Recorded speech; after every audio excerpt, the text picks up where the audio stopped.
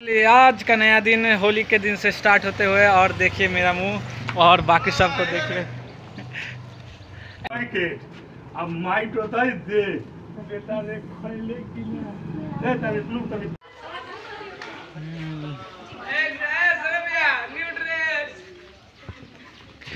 ए होली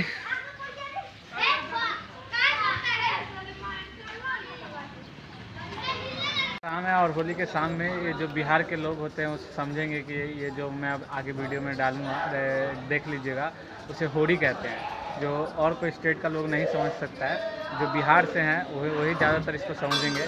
देखिए जो अभी अब मैं आगे वीडियो में डालूंगा, फिलहाल अभी वहाँ पे हो रहा है। देखिए ये गांव से रहता है ना, वो जो क्षेत्रीय गांव भर से लोग रहते हैं वही जानेंगे, क्योंकि ये हर एक घर के दूरा पे जा के ये गाया जाता है। इससे गांव का यूनिटी दिखता है।